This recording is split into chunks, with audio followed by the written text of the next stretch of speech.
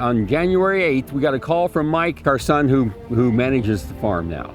Frantic that we had the greenhouses had collapsed. He was down here, and the reason they collapsed is we got received that night an 8-inch snow, and then that churned to rain. So we had tons of weight on top of these greenhouses, and things were continuing to fall. The top center would just collapse.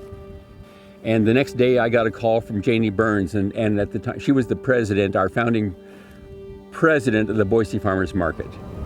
Any farmer who has greenhouses know that it's not just the greenhouses collapsing, it's cleaning up all the mess, rebuilding, missing the time from the crops that you could have had with things growing. And so it wasn't because I was president of the board or anything, it was because I was a fellow farmer. And I knew exactly the problems that a greenhouse collapse on that scale could mean. So honestly, I just called the right people, and they set a GoFundMe in motion to help Purple Sage Farms.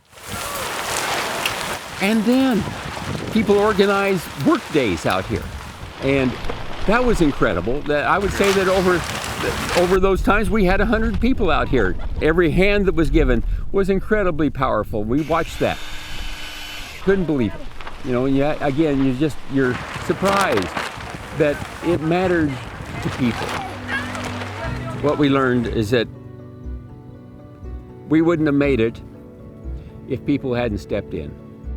So we were planting winter squash that day here in Marsing, and we can see off into the distance that there was a storm brewing, and we were getting alerts on our phone and saying that there's a pretty severe storm coming. And yeah, it was just total chaos. Lots of trees pushed over. Pretty much all of the crops that we had there were just kind of like flat to the ground. I think we counted like 8 to 10 full-size huge trees that were just laying straight over.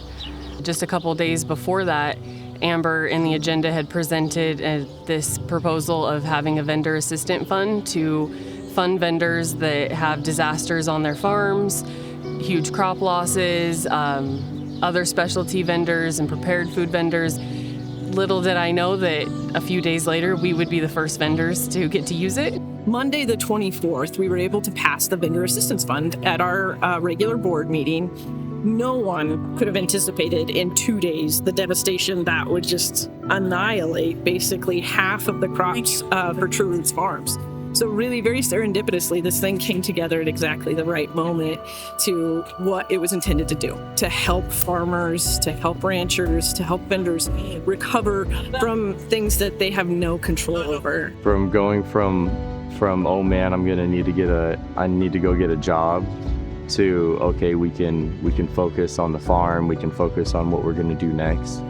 The game plan completely changed because of the Vendor Assistant Fund. I'm so happy to present you with this check, and this is for you guys to rebuild and recoup and come back better than ever. Thank you. We will be. We absolutely will be. It means everything to us and our farm. Thank you. Oh, thank you. Yeah, thank you.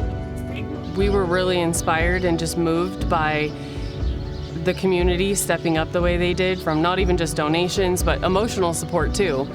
Endless messages and people reaching out saying that, we'll come out and help, we'll do whatever you can. And so it was just really inspiring. The hardest part of the moment was like, oh man, we aren't a part of what we are part of now. And then the community came through and really showed that we are.